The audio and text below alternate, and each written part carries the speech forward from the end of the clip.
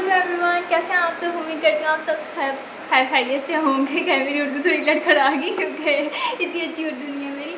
है तो अभी हम जो है इज़्ज़त और एहतराम से अपना व्लॉग शुरू करते हैं क्योंकि ये मुहर्रम का व्लॉग है। इस वजह से आज छठी मुहर्रम है। लाइक अभी रात है, जैसे मगरिब के बाद अगला दिन शुरू हो जाता है, हम सबको पता है। तो छठी मुहर्रम शुरू हो गई हुई है। तो इसी तरह अभी जो हमारे यहाँ होता है कि इस तरह होता है कि वैसे तो हम सुबह न्याज वगैरह दिलवाएंगे, ठीक है, लेकिन अभी रात को जो होता है हम थोड़ा बहुत जैसे कि महफिल लगा लिया, कुछ पढ़ लिया, इस तरह कर लेते हैं। अब छठी मुहर्रम को क्या हुआ था, ये क्या वाक़या और ये दिन हमारे लिए इतना स्पेशल क्यों है। पहले वैसे तो पूरा मुहर्रम ही बहुत स्पेशल है और हम उसका पूरा एहतराम करते हैं, लेकिन जैसे कि 5वीं, छठी, 7वीं, 8वीं और 9वीं, 10वीं मुहर्रम, ये एक थोड़े स्पेशल डेज़ होते हैं जिनका हम खास तौर पर बहुत ज़्यादा एहतराम करते हैं। अब छठी मुहर्रम जो जैसे कि पता है कि सबको कि छठी मुहर्रम है आज, तो आज मैं आप लोगों को छठी मुहर्रम का वाक़या सुनाऊंगी। अगर उस वाक़े में मुझसे कहीं भी गलती हो जाए या मैं जहाँ पर भी गलत हूँ तो मैं पहले से ही उसके लिए माज़रत ख्वाऊँ, ठीक है, और जहाँ भी गलत हूँ आप लोग मेरी जो है वो करेक्शन कर दीजिएगा, ठीक है। तो छठी मुहर्रम से हम बात शुरू करते हैं कि बात यह है कि आज है जो इनकी शहादत का दिन है, उनका नाम है शहज़ादा अली असगर, ठीक है। अब उनकी शहादत कैसे है कि वो उस काफ़िले में सबसे छोटे थे। लाइक उनकी उम्र तब 6 महीने थी, ठीक है, वो 6 महीने का जैसे छोटा बच्चा होता है वो थे। अब उन्हें बहुत ज़्यादा प्यास लगी थी क्योंकि एक बच्चे से प्यास नहीं बर्दाश्त हो सकती। हम बड़े हम तो कर सकते हैं, लाइक वो थे उन्होंने की, लेकिन वो नहीं कर सकते थे। तो इमाम हुसैन उनको अपनी गोद मुबारक में उठाया, उनको बाहर लेकर गए। उन्होंने दुश्मन के सामने कहा कि देखो मेरी दुश्मनी तुमसे, तुम्हारी दुश्मनी मुझसे है, इससे नहीं है, इस बच्चे से नहीं है, इसको प्यास लगी, तुम पानी दे दो। अब सामने जालिम खड़े थे, 2 जालिम खड़े थे। फौज थी वैसे तो बहुत बड़ी, लेकिन जो 2 जालिम सामने खड़े थे, अब एक जालिम ने क्या किया, उन्होंने तीर खींचा। और जब उन्होंने तीर खींचा ना, तो जब तीर चलाना होता था ना तो तीर नहीं चलाता था। तो जो उसके साथ खड़ा था ना वो कहता था यार तू तीर क्यों नहीं चला रहा। तो उसने कहा यार जब भी मैं तीर खींचता हूँ ना तो सामने खैमे से ना एक पर्दा उठता है, जैसे एक बीबी इसको देख रही हो, और जब जैसे वो देखती हैं ना, वो रोती हैं इसको देख कर, तो मुझसे तीर नहीं चलाया जाता। तो वो कहता है कि यार तू तो ड्रामे कर रहा है, इधर दे। वो उससे तीर लेता है और वो सीधा तीर जो है जाके वो शहज़ादा अली असगर की गर्दन मुबारक पे लगता है और वो वहाँ पर शहीद हो जाते हैं।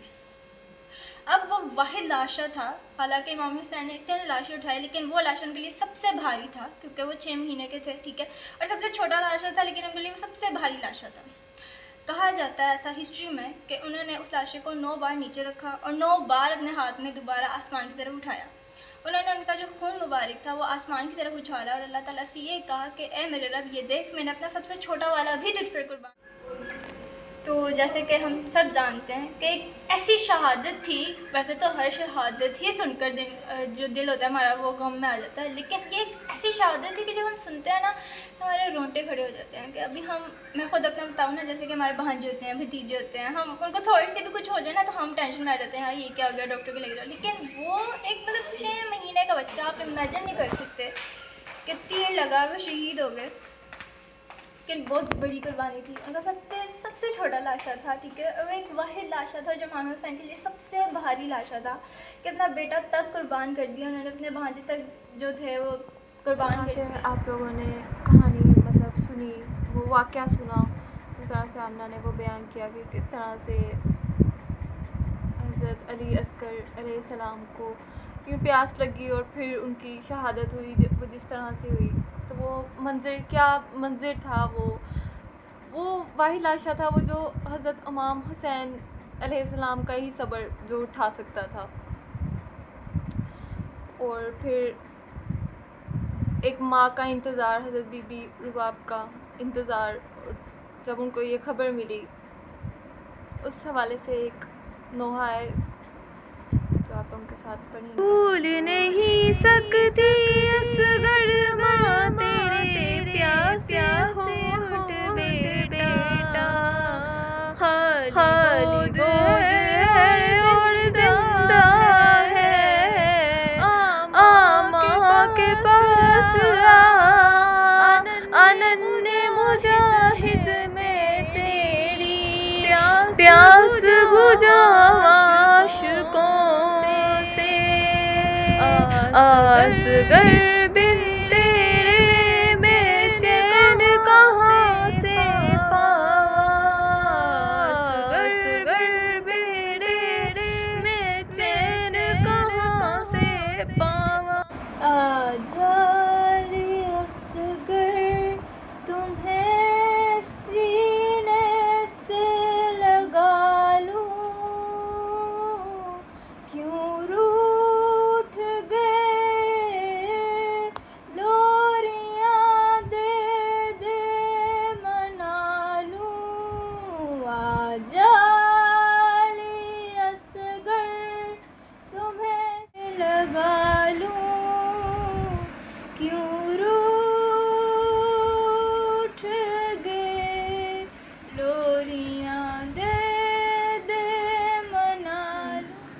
आज छठी मुहर्रमुल हराम की जो भी हमने नोहा पढ़े या फिर जो भी थोड़ी बहुत हमने वो आपको वाक़या सुनाया। बज़ाहिर तो हम सिर्फ 2 ही आते हैं आप लोगों के सामने, लेकिन पीछे देखते हैं ज़ाहिर सी बात है मम्मा होती हैं, अरूज होती है और हम लोग मतलब सब ही मिलके जो जिससे जैसा होता है महफ़िल। मैंने आपको पहले भी कहा था कि मतलब महफ़िल लगाने के लिए कभी भी आपको 100-50 या इससे भी ज़्यादा लोगों की ज़रूरत नहीं होती। महफ़िल हमेशा दिल से लगती है, तो वो दिल होना चाहिए, आपके साथ मौजूद होने चाहिए और फिर महफ़िल लग जाती है। और हमने क्या कहते हैं, हम 4-5 बंदों ने ही लगाई, लेकिन हम लोगों ने लगाई। हम लोग क्योंकि हम लोग इतना नहीं बाहर आ जा सकते और फिर कुछ एग्ज़ाम्स वगैरह हो रहे हैं, लेकिन इसका ये मकसद नहीं है कि हम इन मौक़ों पे, इन वाक़यात पे हम याद नहीं कर सकते उनको। हम बेशक उनको याद कर सकते हैं, आप लोग भी उनको याद कर सकते हैं अपने घरों में। याद तो बेशक अपने दिलों में करना होता है और किसी भी कोई मौका तलाश करके नहीं करना होता। ही मुक़द्दस और इज़्ज़त का महीना है जिसमें हमें एहतराम लाज़मन करना चाहिए हर शय से। आप लोगों को ध्यान रखना चाहिए कि कोई भी आप लोग किसी भी तरीके से जो है इस महीने में मतलब एहतराम में कमी मत लाएँ। ये महीना बहुत एहतराम का है। इस महीने की शहादतें बहुत बड़ी हैं जिनमें एहतराम होना बहुत ज़रूरी है। अभी जो है वो मैंने आप लोगों को व्लॉग के अंदर तो 1-2 नोहे ही दिखाए हैं, लेकिन हम लोगों ने काफ़ी नोहे पढ़े हैं तो गले हमारे बैठ चुके हैं। और यहाँ पर आमना का भी जो है थोड़ा गला भी बैठ गया। आमना गला बैठा है हाँ, और सर भी दर्द बना ली है। तो अभी मेरा और आमना का चाय पीने का मूड हो रहा है, हाँ। तो फिर हम चाय बनाने जा रहे हैं। ठीक है, तो चाय बना के लेकर आते हैं। मैं आप लोगों को दिखाऊंगी नहीं क्योंकि केटल में चाय बनेगी। मैंने आप लोगों को पहले भी दिखाई हुई थी, तो अभी मैं दोबारा नहीं दिखाऊंगी। अभी हम चाय बना के लेकर आते हैं और फिर हम आप लोगों को चाय दिखाते हैं और देखते हैं व्लॉग कितना और लंबा चला। यहाँ पे हमने चाय पी ली और हम दिखाना भूल गए। यहाँ पे आमना भी थक के बैठ गई है और रात के टाइम हम इनको देखते हैं। हम में से कौन कौन इनको देखता है। तो अभी यहीं पे हम व्लॉग एंड करते हैं। और मैंने मास्क नहीं पहना, वैसे मैं अपनी तरफ नहीं कर रही। तो कमेंट कीजिएगा, लाइक कीजिएगा और सब्सक्राइब ज़रूर कीजिएगा चैनल को। अल्लाह।